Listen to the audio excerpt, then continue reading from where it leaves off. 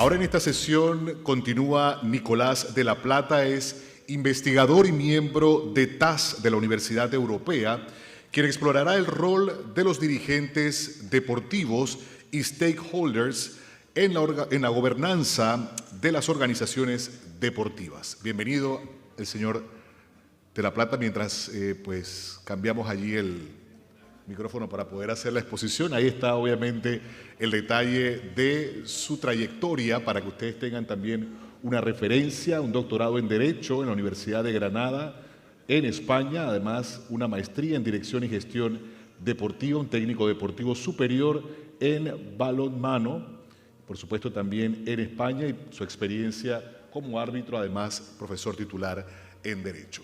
Ya está terminando de prepararse para acompañarnos. Por supuesto, seguro será también una intervención sumamente interesante, ya que abordará el rol de los dirigentes deportivos en la gobernanza.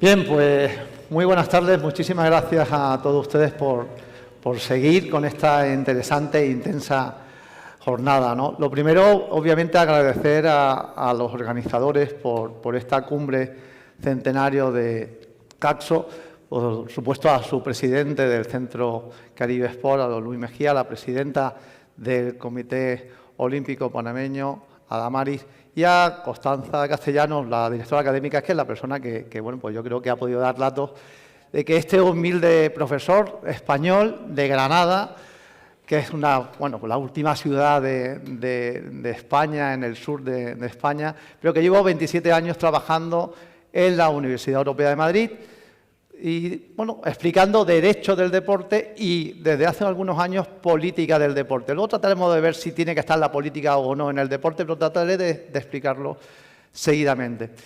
Y, bueno, pues me toca en el día de hoy pues tratar de aportarle ideas de lo que, para mí, por lo menos, significa el papel que debemos de tener todos los que estamos dirigiendo organizaciones deportivas. Yo trabajo también, colaboro con algunas federaciones españolas de deportes un poquito menos importantes en España. El tenis es el más importante, pero el fútbol americano, por ejemplo, pues también, ¿no?, en mi país.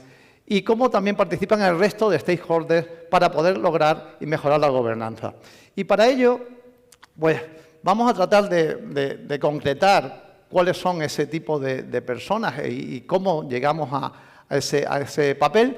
Por otro lado, ver cómo todo el entorno que gira alrededor de las entidades deportivas, de las organizaciones deportivas, de las federaciones, de los comités olímpicos, tiene esa capacidad de influencia. Y una cuestión que para mí me resulta importante es ver dos ejemplos de mi continente, de Europa, que creo que pueden ser pues útiles en mi otro continente, porque yo como español, ¿qué quieres que le diga? Me encuentro en Panamá ahora mismo como en mi casa y así estoy siendo tratado. Y bueno, pues en España acabamos de aprobar una nueva ley del deporte, una ley del deporte que proviene de una anterior que tenía 32 años y con la que España ha logrado, pues yo creo que interesantes éxitos deportivos a nivel internacional y sobre todo éxitos deportivos a nivel de base. En España, cuando yo era joven, hubo un tiempo que yo era joven, nos fijábamos en Alemania para ver cómo podía ser el gran deporte, cómo podían ser las instalaciones. Y hoy día España, pues realmente creo que puede decir con orgullo que las cosas se hacen medianamente bien. Acabamos de hacer una nueva ley que yo creo que no es perfecta, que tiene fallos, pero hay un tema que para mí es destacable, que es justamente el que tiene que ver con el buen gobierno. Trataré de explicitarles ese tipo de ideas. Y luego, en este momento, en el Reino Unido, donde Sabrina Boy no ha estado hablando con alta calidad de otra serie de temas, está a punto de aprobarse un proyecto, bueno, actualmente un proyecto de ley de gobernanza del fútbol a nivel profesional. Y creo que algunos aspectos de ese proyecto de ley también pueden ser útiles como, bueno, medidas a adoptar por todas nuestras organizaciones.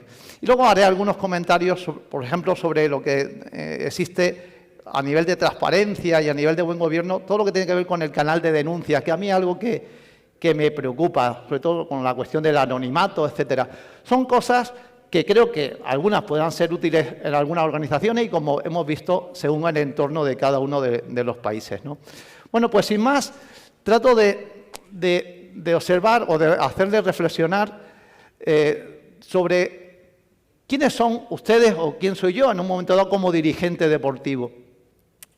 A mí me gusta observar que, en general, los dirigentes deportivos provienen de un análisis democrático, es decir, alguien les ha votado. Lo que ocurre es que, como ocurre en la política, que el deporte parece que tiene que ser especial, oiga, en la política, cuando se elige democráticamente a un presidente del gobierno, a partir de ahí se convierte en un pequeño dictador, ¿o no? Un presidente del gobierno elige a dedo a los ministros eligen a dedo a sus directores generales o secretarios de Estado, y se reparten subvenciones y acuerdos. Oye, ¿y cómo se reparte el dinero en la política? ¿Cómo se reparten los presupuestos generales del Estado español? Y me imagino que los de Panamá, oiga, con acuerdos. Acuerdos porque son necesarios, porque me van a dar votos o porque hemos observado que hay un cierto sector que tiene alguna mayor influencia. Y todo eso, siempre y cuando sea honesto, sea ético, y como bien se ha dicho esta mañana, al final de la mañana, bueno, pues se hagan hechos y se observe y se escuche también a las minorías, pues creo que es un buen modelo a seguir. Claro, a partir de ahí otros dirigentes, como es mi caso, que a mí me eligen a dedo. Yo soy de los elegidos a dedo. ¿Porque soy bueno? Pues espero que alguien piense que sí. Me han elegido por una trayectoria. Pero también es verdad que cuando me eligen, yo trato, en la medida que puedo, de ser imparcial. Pero yo soy una persona, yo soy el juez de disciplina en algunas federaciones. Yo he sancionado al club de procedencia de mi presidente. Yo he sancionado al club de procedencia de mi vicepresidente. Y no soy más bueno ni más malo, simplemente lo he hecho. Porque creo que es para lo que me han elegido, como han dicho ahí, oye, pues para criticar de un modo constructivo, para hacer cosas. Pero es verdad que el sistema de elección de mi persona no es perfecto, porque si yo fuera un sinvergüenza, que creo que no lo soy, y el presidente lo fuera también, sería muy difícil demostrarlo. El sistema, en España, el presidente se elige democráticamente, luego el presidente elige a dedo.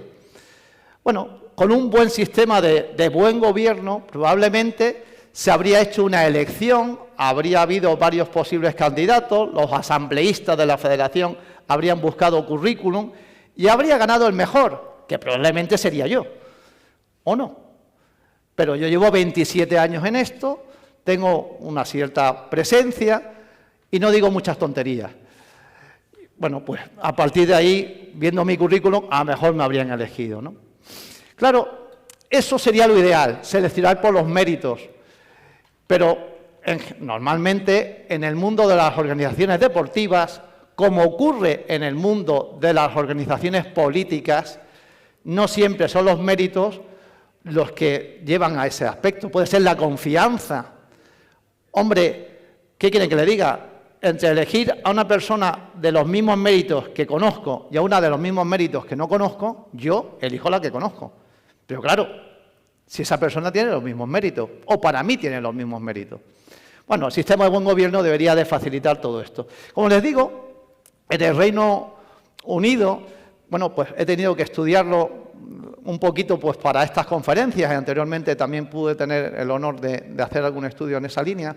Hay una asociación sin ánimo de lucro ligada un poquito en conexión con el gobierno, que se dedica al buen gobierno. Y bueno, me imagino que Sabrina lo tiene claro. Y tiene una definición que a mí me gusta de quiénes son estos stakeholders, ¿no? Al final, cualquier persona o grupo que se ve un poquito aquí, que tenga algún interés o que se vea afectado. Es decir, tiene una conexión al final con la organización deportiva. Eso es un socio, un afectado. Al final, en inglés, este stakeholder que puede sernos ver. ¿Y quiénes son? Pues, en mi opinión, básicamente esos que tienen ustedes a la derecha, ¿no? Los asociados, que pueden ser federaciones, que pueden ser clubes, y normalmente solo son eso, porque dentro de esas entidades están los demás. Están los directivos, están los técnicos, están los deportistas, ¿no?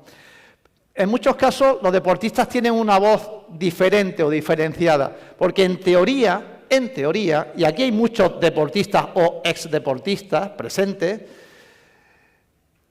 son gente a las que nos dedicamos, pero por lo menos en mi país, que es España, los deportistas en activo, los normales, no digo la élite, los normales, que son la mayoría, les da igual la organización deportiva.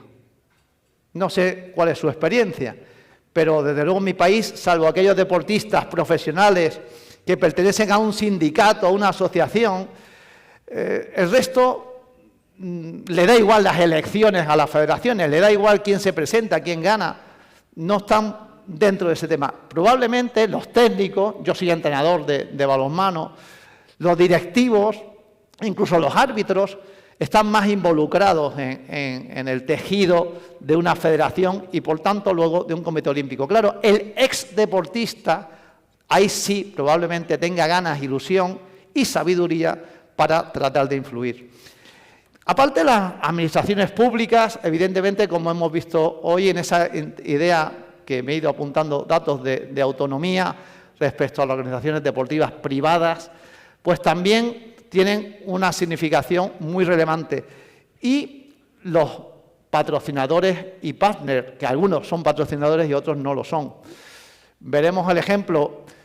Yo no he seguido tan a fondo como mi amigo y compañero Jens el escándalo de la FIFA, el anterior escándalo de la FIFA, que yo creo sinceramente que ha mejorado mucho, probablemente podría mejorar más aún, pero ha mejorado mucho.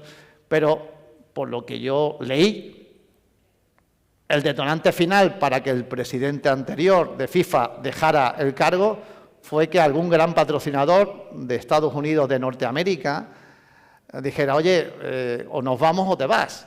Al final un patrocinador, claro que tiene impacto, claro que tiene impacto. E incluso puede dar enseñanzas si esa empresa o esa asociación tiene la capacidad de hacer bien las cosas y, oiga, yo lo hago así en mi empresa. Federación o Comité Olímpico. Si quieres podemos ir de la mano en mejorar en ese punto, ¿no? Y por otro lado, a nivel de entidades deportivas, los aficionados también tienen un papel relevante. El problema es que es muy difícil a la masa reconducirla, organizarla y que esté representada, ¿no? Por desgracia, lo habitual es que las masas, si se las mueve, se las maneja. Quiero ver, en inglés no sé cuál será la diferencia, espero que la traducción sea fantástica, aunque de momento creo que sí. Pero no es lo mismo al final quién representa a los aficionados. Bueno, en el mundo de las ligas profesionales, en el mundo de las federaciones pueden tener cierta cabida, pero en el mundo olímpico en el que nos encontramos, es difícil, ¿no? Yo hice una pregunta un poquito más de hace un año y medio a un representante de la embajada francesa en España, que habló a mis alumnos, a nuestros alumnos, sobre los Juegos Olímpicos, y yo pregunté, oye, es que los precios, no de las entradas de los Juegos Olímpicos, el ir a París, pues era muy caro, el dormir en París era complicado, ¿no? Y probablemente eso es un problema que tenemos respecto a los aficionados, ¿no? Oiga, al final es un cierto lujo ir, por lo menos, a los grandes eventos deportivos. Y probablemente las organizaciones deportivas que estáis aquí representadas, pues no tienen la llave mágica para mejorarlo, ¿no? Pero algo yo creo que se puede lograr en ese aspecto, ¿no? Sobre todo en los aficionados jóvenes, porque todos nosotros seguramente no lo podemos pagar. Pero mis hijos, o se lo pago yo, o si quieren ir, lo van a tener más complicado, ¿no? Y creo que es un punto que también merece la pena observar. Bien, dentro de esto, en el papel de los dirigentes, que saqué una foto que por casualidad tengo a mi compañero de mesa de esta mañana, de Borland, lo he sacado sin saberlo, saqué a don Luis en esa foto. Bueno, los dirigentes, claro que tienen un papel relevante. De esas enseñanzas que yo he podido estudiar de la ley de España y de este ámbito de la ley de gobernanza en el fútbol del Reino Unido, les quiero sacar algunos matices, ¿no? Miren, el presidente de una federación, de un comité olímpico, por su cargo, su misión es impulsar lo que sea, es el que empuja. Claro, en este punto tiene que ser, y yo entiendo que en muchos casos lo es, y en otros casos no lo será, como cualquier persona, pues hay gente que lo hará bien y otra gente que lo hará mal. Yo hago cosas mal, seguro, ¿vale? Pero trato de mejorar. Bueno, tiene que mejorar en eso. Y como hemos dicho, esto es un proceso continuado. No se va a parar mañana ni dentro de un año. Entonces, ese impulso, esa frescura, tiene que tenerla también el presidente. Por cierto, un paréntesis. Se ha hablado de la duración de los mandatos, de si es un modo de transparencia el hecho de acotarlos o no. Y a mí me gusta decir algo que en España funciona muy bien, pero en deporte no. Y es que la Iglesia Católica en España, para refrendar el segundo mandato del presidente de los curas de España, hace falta una mayoría reforzada. Oye, si lo hace bien, que siga. Y creo que es un buen sistema pensando a futuro. Cierro el paréntesis. Dentro de eso, estaría muy bien que como obligación en los estatutos de la Federación o del Comité Olímpico que fuere, si está obligada por el gobierno que sea o por el COI, pues mejor, pero si no, autónomamente, se elaborara un plan de riesgo corporativo. Esa frase es de la Ley de España, no me la he inventado yo. Y que es bastante sencilla. Si yo soy el presidente de Coca-Cola España y me eligen presidente de una federación, ¿yo qué debería de hacer? ¿Renunciar a ser una cosa o la otra? A lo mejor no. Yo no quiero renunciar. Pero, por supuesto, cuando yo ocupo ese nuevo cargo de presidente de una federación, deberé ser lo más diáfano a la hora de comprar bebidas. Y Pepsi, que es, por cierto, lo que a mí me gusta, debería de ser la primera en tener la información del contrato de bebidas que va a hacer mi federación. Y, por supuesto, los patrocinadores de mi federación posible deben de saber claramente lo que paga Coca-Cola España a mi federación, con la que somos ahora mismo patrocinadores. Eso es un plan de riesgo corporativo. Oiga, yo voy a tener un problema porque me han elegido y vamos a tener una serie de conflictos. Estos son. Y así propongo que lo resolvamos y que alguien lo apruebe. Creo que es una buena manera. No de renunciar a nada, porque ¿por qué voy a renunciar? Si yo soy el presidente de Coca-Cola y Coca-Cola está contenta conmigo, pero me acaban de elegir presidente de la Federación Española de Triatlón. ¿Tengo tiempo? Oiga, vamos a hacer un plan. Y creo que eso es una buena medida. Y también, en la medida que se pueda, cuanto menos en las organizaciones grandes que tienen esa dimensión, separar esas cuatro funciones. Evidentemente, si una federación o un comité olímpico es quien organiza, quien aplica la disciplina, quien concede las sedes, quien tiene además la venta de los derechos audiovisuales y comerciales, todo en uno no permite el que eso sea lo más transparente y confiable. No digo que se haga mal si no se hace así, pero entiendo que lo ideal dentro del buen gobierno, sí se puede, si el tamaño de la entidad lo permite, es tratar de separar ese tipo de funciones. Claro, en ese punto lo vamos a lograr y lo vamos a determinar si tenemos esa capacidad, si tenemos el personal y la estructura para separar eso, porque probablemente una federación pequeña o en un país pequeño, oye, como tengamos que hacer tantas separaciones, no tenemos personas, ni capacidad, ni calidad para poder hacerlo. Pero estaría bien, ¿no? Debajo del presidente suele estar una figura similar al secretario o la secretaria general. Podría ser que en algún caso sea el asesor jurídico, el abogado, pero creo que estaría bien que esa sea la persona en la organización que sea quien da la cara porque el buen gobierno se haga bien.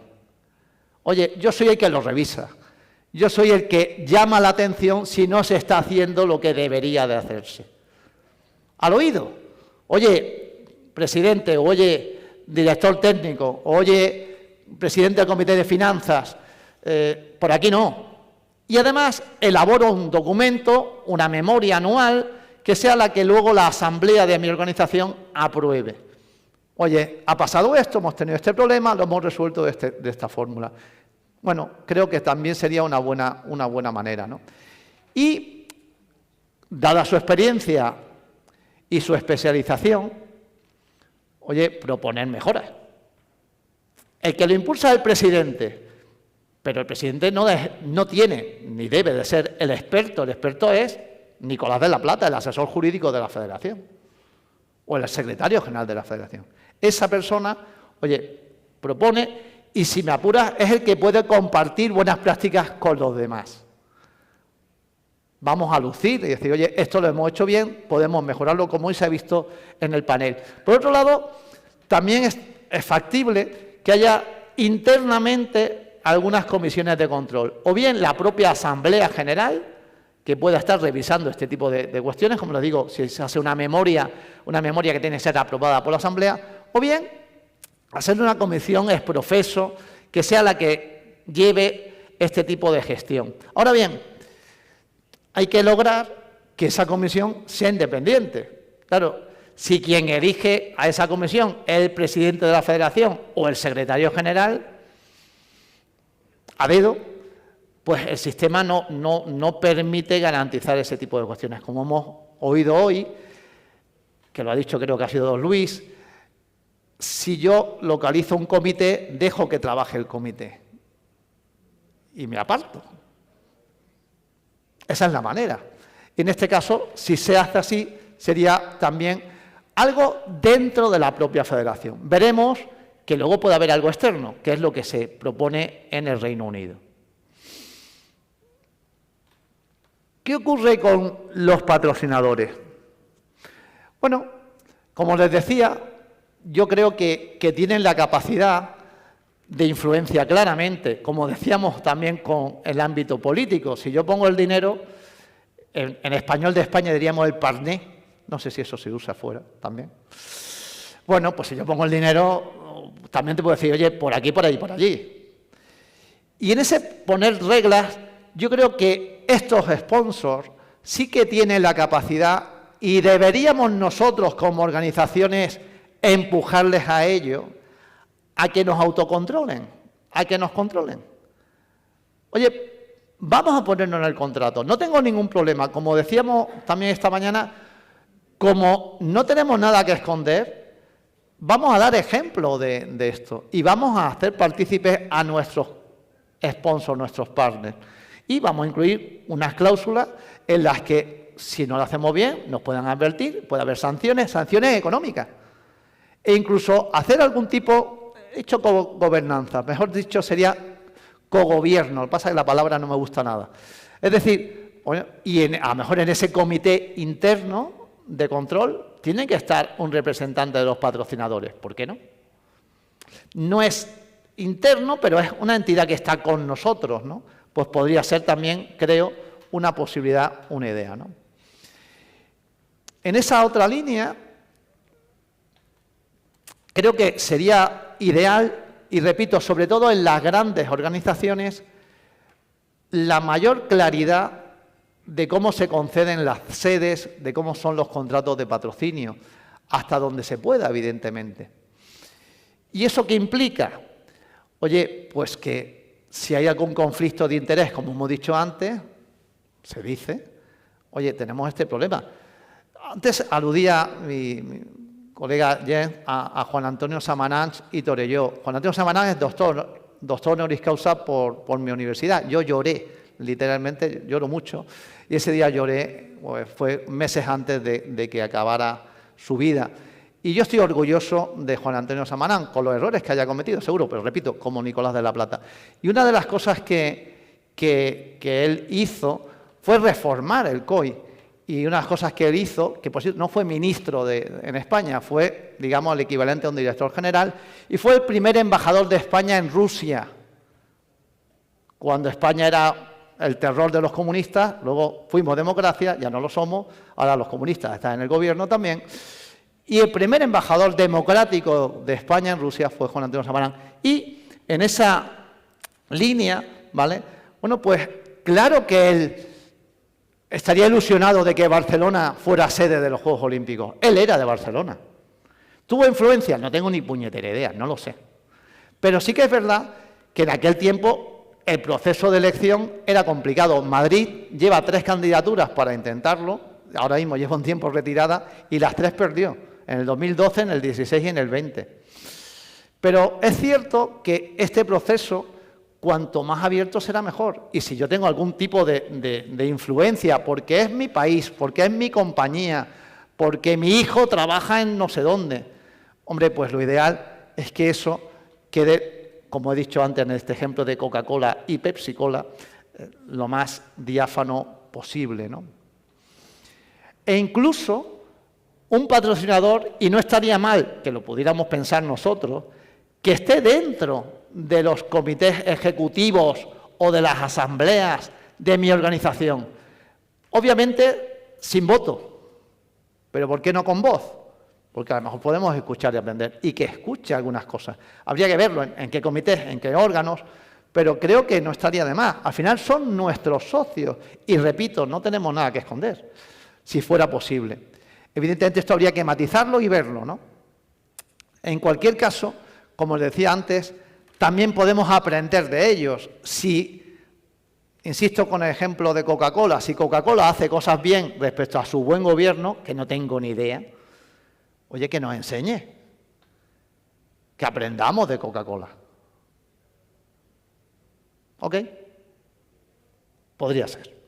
Bueno, en esa otra línea, como le digo, tenemos el resto de stakeholders, ¿no? El tema de los asociados, es verdad que, como decimos, cada entidad es un mundo, es diferente. Hay federaciones internacionales donde cada federación nacional es un voto, pero hay otras en el que, me suena Remo, que era así, en el que no todas son un voto. Algunas votan más y otras votan menos. Sí, cada una es un mundo, pero tienen influencia real. Yo creo sinceramente que dentro de la democracia y dentro de la vida normal, la influencia suele ser limitada. ¿Por qué? Pues porque el sistema es el que es. Cuando te eligen presidente del gobierno de un país, cuando te eligen presidente de una federación, hay muchas entidades, aunque sea democrático y aunque puedan hablar, tal vez por temor, no temor a nadie, pero por temor a... ¿Cómo voy a discrepar públicamente de la presidenta del Comité Olímpico Panameño si es la que...? Y a lo mejor la gente tiene esa retención. ¿Quién tiene que facilitar que se la pueda criticar? Ella. Evidentemente, la presidenta de un comité es la que puede tratar de dar las condiciones para ello. Pero sus asociados, las federaciones, que sean los socios del Comité Olímpico o los clubes, en el caso de una federación, bueno, sí que tienen la posibilidad de votar. Cuando votan, y votan unos reglamentos, votan unos estatutos, ahí sí que pueden exigir, pues lo que hemos estado hablando hoy. Si la sede de los campeonatos mundiales, de un campeonato nacional, de un campeonato transnacional, pues puede estar en un país que sea una dictadura. Si se mete en un país que sea una dictadura, ¿qué condiciones hay que hacer? Porque tal vez el deporte logre mejorar esa dictadura gracias al deporte. España es un ejemplo en eso, ya le digo. O sea, los Juegos Olímpicos en España permitieron que fuéramos un país moderno, que éramos un país negro, oscuro, y pasamos a ser, creo, un modelo de cómo se cambia sin guerra de la dictadura a la democracia, con gente como Samaranch, que estuvo trabajando en la dictadura y estuvo trabajando en la democracia. Bueno, pues tal vez de ese modo sí que tengan ese poder. Y yo animaría a que lo manifestaran y que lo aprobaran, ¿no? Y los deportistas, como les decía, los deportistas lo tienen, yo en mi opinión, más complicado. Claro, a nivel de federación internacional, allí donde las asociaciones de deportistas son importantes, tal vez sí que tengan influencia. A mí se me ocurre en fútbol, y no me digan ni un deporte más, no me se ocurre ni uno más. Y en fútbol, que ahora mismo hay una pequeña o gran guerra abierta, yo no sé si la van a ganar, porque es imposible ganarla, que es que hay un calendario saturado y FITPRO, el sindicato de jugadores de fútbol, que asocia a todos los sindicatos nacionales de fútbol, está diciendo, oiga, que se nos rompen los jugadores cada 2 por 3. Los jugadores hombres, por cierto, del femenino no se habla, por cierto, ¿vale? Pero fuera de ahí, las asociaciones es complicado que actúen.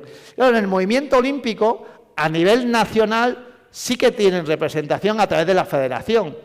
Sí que es verdad que normalmente hay un comité de deportistas, de atletas en cada comité olímpico. En el Comité Olímpico Internacional hay 15 miembros que tienen que venir de los deportistas. Bueno, tienen ese papel, pero es verdad que, en mi opinión, su capacidad de influencia a esta escala alta es bastante limitada.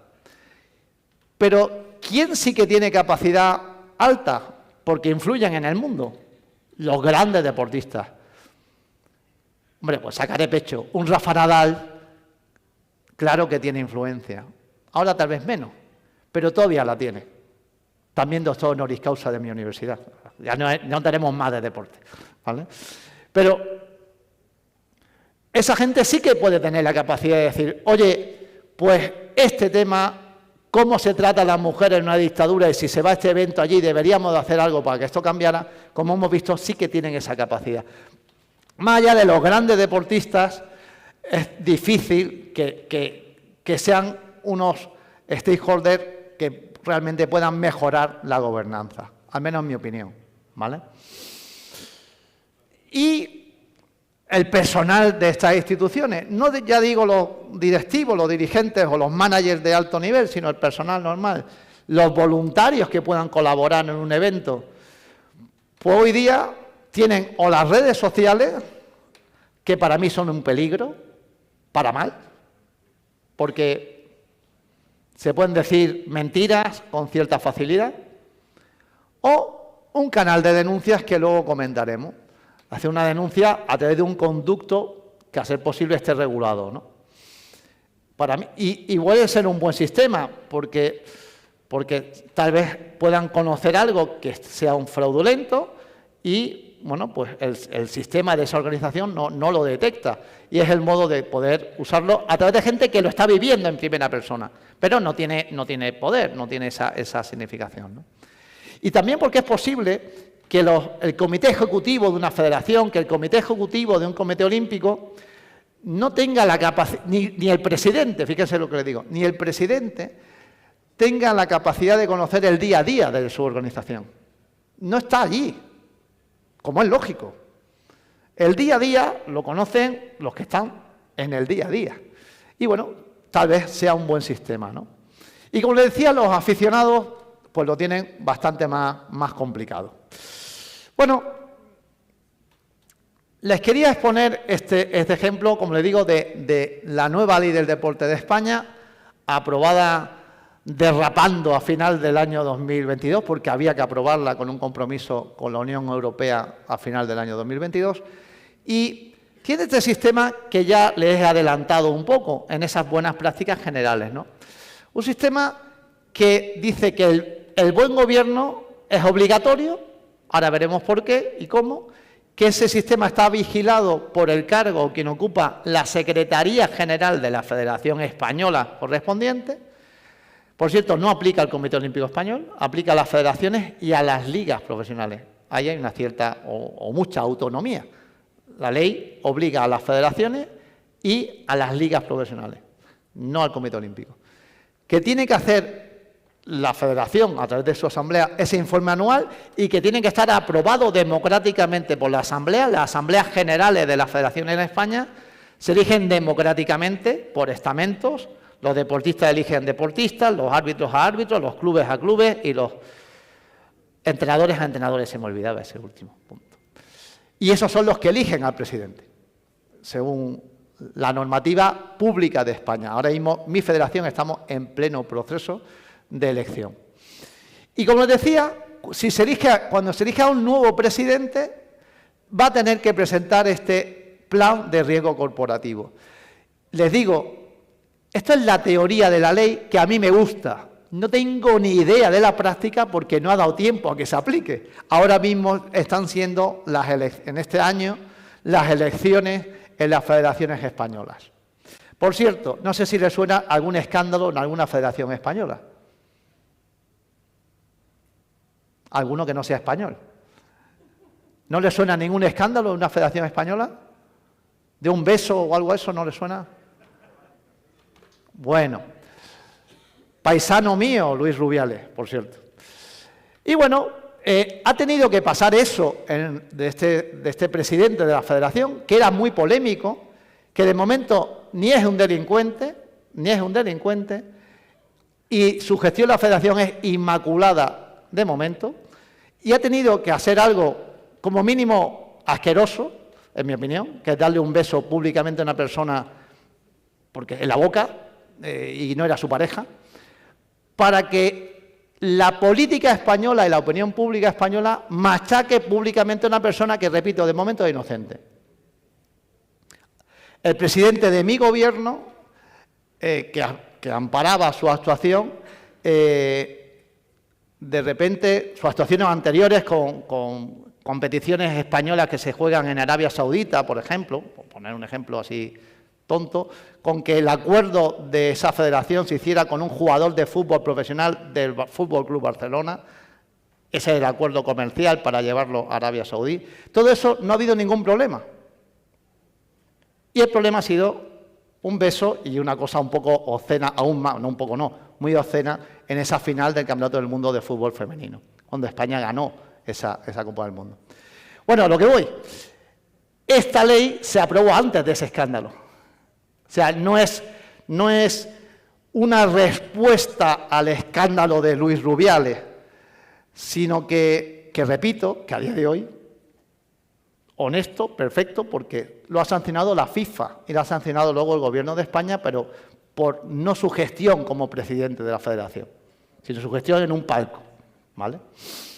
Pues esta ley creo que habría ayudado y va a ayudar a mejorar el buen gobierno, desde luego, de nuestras entidades. Y como les digo, incluso aparece en la ley que el Gobierno de España va a poner dinero público para gestionar el órgano que sancione, el canal de denuncia, etcétera. Y solo les puedo contar lo que pone en la ley, porque no ha habido un decreto que lo desarrolle ni una concreción todavía. Ojalá me equivoque, pero es probable que transcurra un tiempo y sigamos sin saberlo, ¿vale? Pero, bueno, por lo menos sí que la norma aparece. Y como les decía, una cuestión importante que se ha comentado antes aquí es que desde hace 1 año y medio en España es obligatorio tener un código de buen gobierno. Anteriormente era una recomendación casi obligatoria porque el Estado no te daba dinero público si no teníamos un código de buen gobierno, pero tú podías renunciar a tenerlo. La única federación española que no recibía dinero público es la de fútbol. Entonces, bueno, no tenía subvención, no tenía por qué tenerlo. Ahora sí que es obligatorio. Y, como les digo, también está en las ligas profesionales. La más importante, la de fútbol masculino. En España tenemos de fútbol femenino, tenemos de balonmano y tenemos de baloncesto masculino. Esas 4 ligas y las 62 federaciones españolas están obligadas a aplicar todo esto. Y claro, hoy creo que ha sido Baltasar quien lo ha comentado, de lo que se trata es de aterrizar las cosas. Y por eso me gusta esta norma, en este trozo, porque dice cosas concretas. Dice que hace el informe una vez al año, se aprueba, que lo tiene que vigilar el secretario general, que es el responsable de que no se haga, y que va a haber una serie de sanciones si no se hace. Es decir, aterriza las cosas. Y dice cosas como estas que tienen ustedes ahí, ¿vale? Es decir, si un miembro de la Junta Directiva, la comisión delegada es como una comisión ejecutiva, para entendernos, ¿vale? Elegida también democráticamente por la propia Asamblea. Esa es la comisión delegada. Esas personas que escuchan y que aprueban cosas, si se observa que va contra el ordenamiento jurídico, tienen que oponerse a esos acuerdos. Si están dando su beneplácito, están contra el Código de Buen Gobierno. Pueden ser sancionados, en definitiva, ¿vale? Tienen que mantener en secreto sus informaciones y no pueden utilizarlo en beneficio propio. Si yo me entero que va a haber un evento, no tengo que avisar a mi amigo, el de Coca-Cola de tal ciudad, para que prepare porque no puedo usar esa información en el beneficio mío o de lo mío, ¿vale? Tengo que abstenerme si tengo un interés particular en algún tipo de actuación, un familiar, mi empresa, no hacer un uso indebido del patrimonio de la entidad, como es lógico, ¿vale? Oye, pues yo personalmente, cuando he trabajado en alguna federación, en la mía, de mi deporte, en balonmano, tuve el honor 4 años, a mí me encantaba ir con mis 2 hijos pequeños, ahora ya tienen un poquito más de edad, y mi mujer, que todos juegan a balonmano. Y yo iba, ¿y qué hacía? Yo pagarme la diferencia. Yo iba gratis, pero la habitación, si era más grande, pues tal. Bueno, creo que es obvio, pero yo sí que iba, ¿no? Porque me encantaba, es mi deporte y mi familia le encantaba. Y yo estaba más tranquilo. Y también me lo merezco, porque muchos directivos como ustedes, a lo mejor son voluntarios y no cobran un duro, iba a decir, no cobran un dólar por estar ahí, ¿no? Oye, pues, pero la familia no puedo mezclarla, ¿no? Y tener la capacidad, están obligados también a no tener una ventaja en esta línea, ¿vale? A ver, que quiero pasar para atrás. Entonces, en esta posibilidad, estos son obligaciones y, por tanto, pueden ser sancionadas. También, dentro de todo ello, como le digo, cada federación tiene que tener, y liga profesional, aprobado ese código de buen gobierno. Todas estas entidades tienen que dejar claro toda la gestión económica y dar información al gobierno de mi país respecto a la transparencia de todas sus finanzas, y todo este tipo de acciones tienen que ser lo más diáfanas posible, incluido un hecho relevante. Cuando hay una sentencia firme, una sanción disciplinaria en esa misma línea, ese miembro de la Junta Directiva o el presidente tiene que abandonar el cargo de modo obligatorio. Entonces, claro, tiene que ser firme, evidentemente, porque, como hemos hablado, por suerte o por desgracia, la mayoría de los países son estados de derecho, y el derecho va lento. En las entidades privadas puede ir más rápido, en las entidades públicas no puede ir más rápido. Y las entidades, entonces, bueno, pues es lo que tenemos, y lo otro sería injusto probablemente, ¿vale? Bueno, todo esto se basa en estos principios, que no me voy a parar, porque ya vamos mal de tiempo. Sí querría tener, pues, que si hay cualquier duda o pregunta, pues poder transmitirlo. En esta idea, evidentemente, de la transparencia, en el que se obliga a que haya una publicación del informe anual de... Ay, se me está bajando. De estos a nivel económico, ¿no? Se exige esa gestión transparente de estas entidades y, por otro lado, tratar de equilibrar todo lo que son los órganos de representación de las federaciones en el género, de tal modo que tenga que haber, normalmente en casi todos los órganos, pues una paridad de mujeres y de hombres allí donde se pueda, incluida la Asamblea General elegida democráticamente, incluida la Asamblea General. Esto es una novedad de hace un año en España. Siempre y cuando haya mujeres, si es el problema, que sean mujeres o hombres que se presenten. Evidentemente, si no hay suficientes de un género que se estén presentando, pues no podrán actuar, ¿no? Claro, además, en esta idea de la inclusión, en aquellas federaciones internacionales que hayan acogido una modalidad con algún tipo de deporte paralímpico, deporte con discapacidad, la Federación Española obligatoriamente también los tiene que incluir y que estén representados en su órgano ejecutivo. Y tener toda la capacidad para ser éticos y apoyar la lucha contra la corrupción, contra el dopaje, contra la violencia en el deporte como parte de este sistema, ¿no? Bueno, también se exige esa participación de los socios en las decisiones de las entidades, si tienen que tener cierta relevancia. Lo que le he comentado ya no es por gusto, es porque es una obligación. Y seguir la línea, que no es fácil y que hay que dejarla bien concretada, de la modernización y la digitalización de este tipo de entidades, ¿no? Nos tienen que posibilitar el acercar, el mejorar, el que sea más sencilla la decisión. El ejemplo que les dije al principio de mi intervención, los deportistas en España, por lo menos, les da igual su organización deportiva, salvo que pudieran votar electrónicamente con un móvil. Ahora mismo hay que ir físicamente hasta la sede electoral de la federación y no va nadie, es que no va nadie. De 1000, pues votan 43 de 1000, si no le digo si son 50.000. Bueno, pues a lo mejor es tan sencillo como que puedan votar con un código y que nos permita esa seguridad, ¿no? Al menos en los países que tengan ese tipo de sistema, ¿no?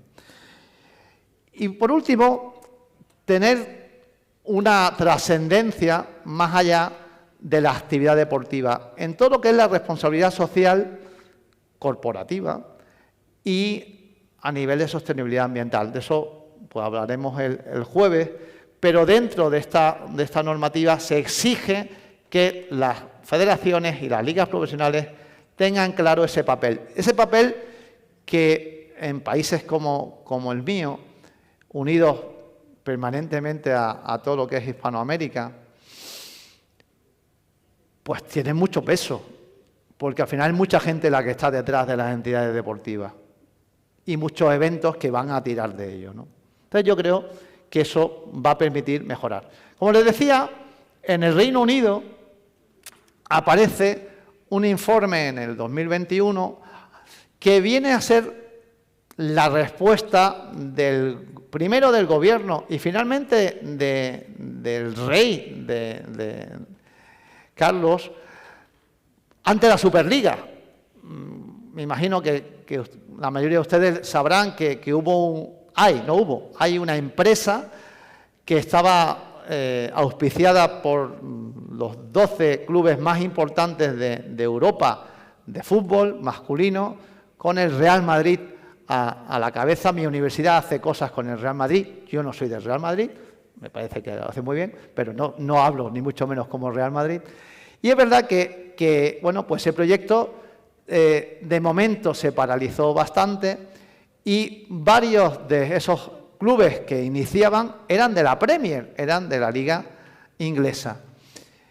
Y cuando hablamos de la autonomía del deporte, clubes que habían firmado una proposición y dieron la cara, a los pocos días retiraron ese apoyo, ¿vale? Bueno, ante eso, el Reino Unido, que es probablemente de los países que yo conozco democráticos menos intervencionistas en el deporte, no que le dé igual el deporte, como bien hoy nos han explicado, pero es verdad que no inciden, como España sí que lo hace, en cómo gestiona la gente del deporte. Bueno, ve que tiene esos problemas, también ve problemas de estabilidad en clubes profesionales, tal vez no lo de primer nivel, pero sí de la segunda categoría. Y hay un problema, que lo hay, sobre todo en la liga inglesa, que es la idea de los clubes Estado. Algo en que la UEFA está metiendo también pues, un poco de incidencia con el fair play financiero, pero que lo comentábamos antes. Hoy día, si tú vas a fichar jugadores o vas a modernizar un estadio, se trata que no sea con dinero público, que sea con dinero privado, tu dinero privado. Si tu dinero privado proviene de tus sponsors, no hay problema. Si tu sponsor es un país o es una empresa de un país y si encima ese país es una dictadura, pues es legal, no sé hasta qué punto es ético, pero es un problema, claramente es un problema, porque la par conditio que debe de configurar la competición deportiva, pues se quiebra. Yo soy de Granada, repito, una ciudad pequeñita. Evidentemente el Granada el año pasado jugaba en la misma competición que el Real Madrid. No están en igualdad de condiciones porque Granada es más pequeña, porque hay menos aficionados, porque ustedes no conocen quién juega en el Granada, digo yo. Pero están en las mismas reglas de juego. Claro, si de repente Granada fuera una dictadura, no un país como aquí está representado, sino mi ciudad, y pudiera modificar el sistema de fichaje de una competición, estaría complicando eso. Bueno, pues a partir de esa idea aparece este primer informe del Parlamento británico, liderado por esta diputada Tracy Crouch, y se centra en esos 4 puntos, ¿no?, de los que yo voy a extraerle 2 o 3 enseñanzas en la medida de lo que mi modestia pueda aprovecharle, ¿no?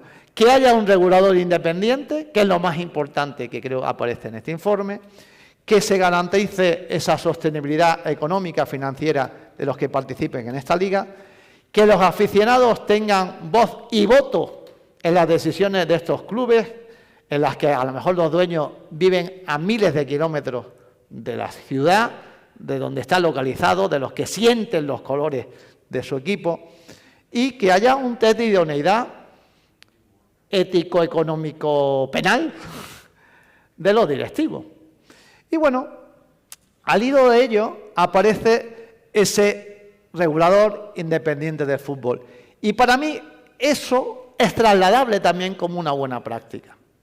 Miren, les soy sincero, no he logrado encontrar el anexo número 2 de la norma, que es donde aparece cómo se elige a esta persona. No lo he logrado, no sé si lo tendrá y me lo podrá facilitar nuestra compañera Sabrina, pero sí que es verdad que lo que aparece, hasta donde yo he llegado a encontrar, es que habrá un elegido, deduzco que por el gobierno, que se supone que es imparcial, director ejecutivo, el cual va a proponer una serie de expertos por currículum, y luego habrá ya, una vez que eso arranque, ya se organizará esta institución de supervisión externa al mundo del fútbol, en este caso, que tendrá ya otra serie de personas más como un panel en el que basarse. Pero digamos que los que van a mandar, los que van a supervisar, los que van a hacer ese test de idoneidad para dar licencias para acceder o no a la competición, va a ser ese sistema.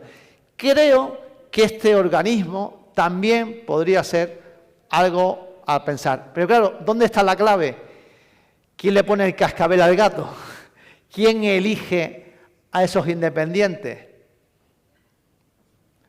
Bueno, pues en mi país actualmente se está hablando también mucho de que el gobierno propone órganos independientes para revisar ciertas cosas, pero si es el gobierno el que lo propone, ¿son independientes? Para mí no. Para mí no.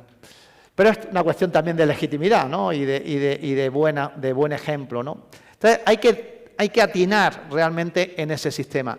Seguramente la posibilidad de buscar currículum y de marcar ciertas premisas mínimas y estables para quién son esas participantes en esa comisión o en ese regulador externo, bueno, es la clave, ¿no?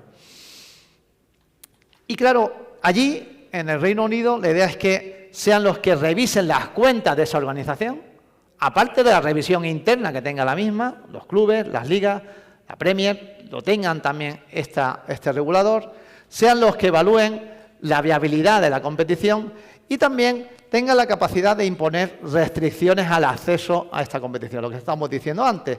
Oiga, yo como federación de uno de sus países, como comité olímpico de uno de sus países, puedo decidir que si no hay estas premisas en esa ciudad, allí no va a ir una sede de un campeonato. Y las premisas pueden ser desde que los últimos 3 años no se haya producido ninguna competición. Oye, si la has tenido hace poco, pues no queremos que vuelva a ser ahí, queremos diversificar. Puede ser una planta hotelera, lo que fuere, puede ser un canon X, pero también pueden ser la participación de los clubes locales en la organización del evento. Yo qué sé, se me ocurre. Como una serie de premisas que permitan plasmar cómo y de qué manera queremos que sea el tipo de acción deportiva en nuestra organización. Y luego, en el caso del Reino Unido, serán ellos los que impongan ese código de buen gobierno, ese modelo, le darán el documento, como hemos visto hoy el de Canadá, pues el IFR dará el documento allí. En España no va a haber un documento modelo, por cierto, en España no existe ese documento, lo hará cada entidad, y serán los que van a ver que lo apliquen. Y luego también van a velar por esos precios justos de las entradas. Lo que le decía antes de los aficionados, bueno, creo que me parece también correcto decir, oye, si se está viendo que se está despegando, es decir, que el palco VIP es más importante que la plebe, pues tal vez estemos desnaturalizando el deporte que tanto amamos, ¿no? Claro que tiene que existir el palco VIP y da beneficios, pero para que la plebe pueda asistir. Si la plebe no ve el partido porque está tan lejos, no ve la competición porque es que no la ve, hombre, tenemos un problema. Entonces, bueno, busquemos precios justos, busquemos la posibilidad de acceso y que también, insisto, tal vez más allá de los precios, a mí me preocupa más el hecho de físicamente acceder a la ciudad. Es que para ver esta competición tiene que garantizarme usted sede, que hay, me lo estoy inventando, albergues que posibilita que el público joven pueda ir a un precio barato. No solo planta hotelera, sino planta, no sé la denominación, de albergues o de hostales, ¿no? De algo más económico, ¿no? Por supuesto, dar seguridad a esos aficionados y se habla en el Reino Unido, creo que eso es imposible en el foro en el que estamos y me parece lógico que sea imposible darle participación y voto en las decisiones estratégicas. Pero son cosas que aparecen ahí. Y dentro de ese control preventivo a los dirigentes, parecido a lo que hemos visto en España, oiga, si está penado o sancionado disciplinariamente, no puede estar ahí, voy a ver sus antecedentes y voy a ver que no viene aquí a aprovecharse, sino a echar una mano. Es decir, usted no va a sacar, sino a trabajar en pro del mundo del deporte. Bueno, estoy fuera de tiempo, voy 3 cositas más, un poquito más rápido. En España se va a aplicar, hay una ley que habla de la denuncia anónima. Hemos hecho una ley de nuestro gobierno actual que habla de este tema. Y a mí me preocupa esa ley, a mí personalmente me preocupa. Pero, como les digo, tal vez últimamente estoy un poco gris, veo las cosas buenas y las cosas malas. Hay algunas cosas buenas. Y creo que este sistema puede funcionar si la delación anónima no se convierte en un boomerang o en un arma arrojadiza que no sea un boomerang. Si es un boomerang no me preocupa, porque le vuelve al mismo. Pero si es un arma arrojadiza en el que se descalifica gratuitamente a la gente, pues es un problema, porque si esa denuncia trasciende públicamente y finalmente se demuestra que no ha habido nada, la mancha ya queda ahí, ¿o no? Entonces, hay que lograr que esa denuncia sea revisada por poca gente, que no trascienda públicamente hasta que haya que adoptar medidas, porque ya se observe que sí. A mí, personalmente, no a mí, sino a mi organización, a mí no, le ha pasado de un señor que parece que era un sinvergüenza con un seleccionador, que parece que era un sinvergüenza con la jugadora. Pues por supuesto hay que actuar, pero lo primero que hacer es apartarlo, verlo, pero hasta ahí, porque yo no sé si es un sinvergüenza con la jugadora, lo tendría que decir un juez. Pero de momento se le está apartando y no se dice por qué se le está apartando, porque tiene derecho a que no se... O sea, ese matiz tiene que ser muy importante gestionarlo. Aquí tienen un poco la manera en que esa denuncia de anonimato puede lograr que no sea dolosa, es decir, se gestiona de un sistema en el que haya seguridad tanto para el denunciante que le están haciendo caso, puede seguir cuáles son los pasos que se están dando, pero también hay seguridad para el denunciado, primero de poder defenderse y segundo, que no se vea claramente que ha pasado nada malo hasta que no esté demostrado, ¿vale? Porque si no, esto es lo que ocurría con muchos deportistas que daban, no tiene nada que ver, pero tiene que ver, un primer test positivo y salía a la luz que este atleta o este deportista se había dopado. Oiga, o no. De momento ha salido un positivo, ya veremos si se ha dopado o no. Bueno, pues esto es un poco lo mismo, ¿no? Hay una denuncia, pero chicos, habrá que estudiarla y trabajar sobre ella, ¿no? Y luego, 2 puntos más, ¿no? El modo democrático de elección, en muchas ocasiones, lo que hace es machacar a los que no son elegidos. Me explico. Si el sistema de elección de cualquiera de sus organizaciones decide que hay 5 miembros de no sé qué órgano, y yo que voto a 5, ¿qué ocurre? Que, como es lógico, los que estamos de acuerdo votamos siempre a los mismos 5, otros votan a otros 5, y piensen que se gana por un solo voto de diferencia, y la realidad que es que los 5 no votados, solo por un voto, no están. No hay 3 y 2, no hay 5 y 4, es que hay 5 contra 0, cuando la elección ha sido por un voto de diferencia. Eso no puede ser. Perdón, y es democrático. Eso es lo que ocurre en las elecciones de la Federación Española a la que yo estoy. Es las normas legales españolas, pero están mal. En mi opinión, están mal. Para mejorar un sistema, pues a lo mejor hay que pensar en que los opositores tengan voz pero no tengan voto, por ejemplo, o un número de opositores, en modo, oye, por lo menos que estén informados, el que, pues efectivamente, no se pueda votar la totalidad de los miembros a los que yo tengo derecho, de tal modo que no nos podamos aliar para totalmente quitar de en medio a una posible oposición. Bueno, creo que son modos que mejorarían también esta idea del buen gobierno, ¿no?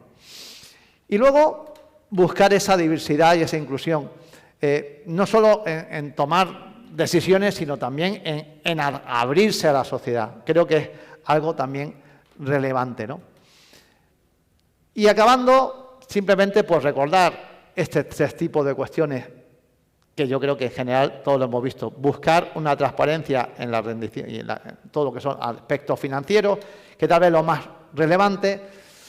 Tratar de incluir a todos los stakeholders en esa toma de decisiones. Y finalmente, como hoy se ha dicho y creo que muy bien, buscar la independencia unido a la ética. Eso sería lo ideal. Por mi parte, muchísimas gracias y quedo a su disposición. Un saludo. Voy a beber agua.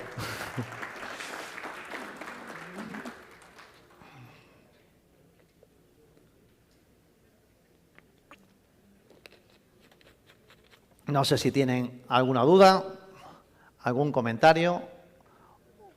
Don Luis.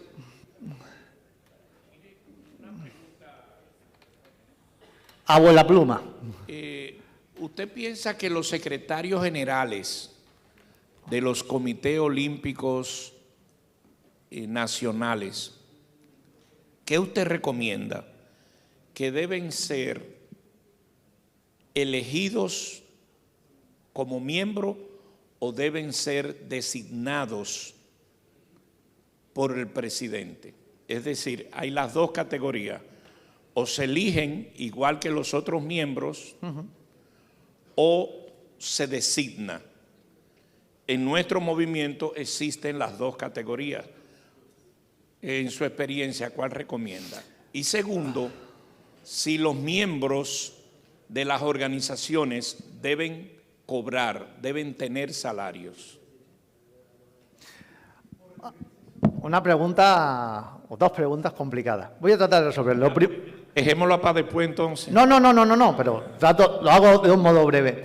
En mi opinión, y voy a hacer, en España diríamos que sería un poco gallego. Se va a hacer una respuesta un poco ambigua, pero concreta. No, Luis, se lo voy a decir concreto, en mi opinión, en mi experiencia. El secretario general, si es un secretario general ejecutivo, es decir, que es el que tiene mando en plaza, en el que día a día toma decisiones, que puede ser otros secretarios generales, que vaya una vez al mes. Si es la persona que... A mí me gusta decir el sheriff, es mi palabra técnica.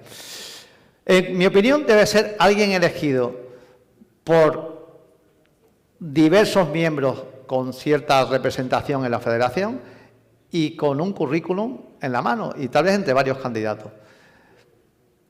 Y no es sencillo hacerlo así, pero yo creo que es el sistema. Es decir, oye, y puede ser, me lo estoy inventando, que la Asamblea General proponga, o un número mínimo de miembros de la Asamblea General puedan proponer candidatos, o que la Asamblea proponga una terna y que el Comité Ejecutivo o el presidente sea el que elija. Puede ser algo así, ¿vale? Pero yo creo que sería mejor el que haya no una elección directa del órgano de la Asamblea, porque creo que eso desvirtúa el sistema, y que debería ser un profesional. Esa persona debería ser un profesional, seguro.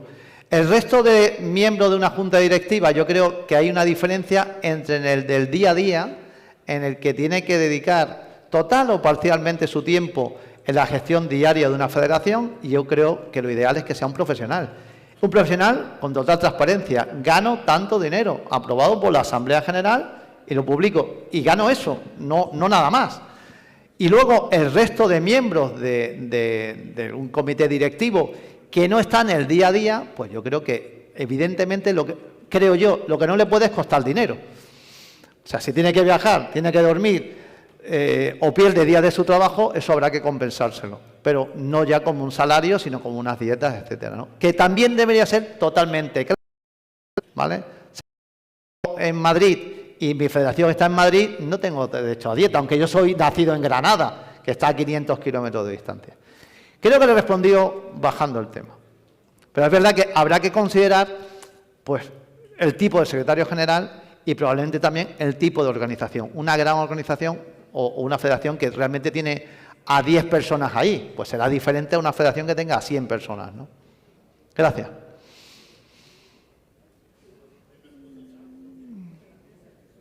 ¿Alguna duda más? Pues nada, pues muchísimas gracias por todo.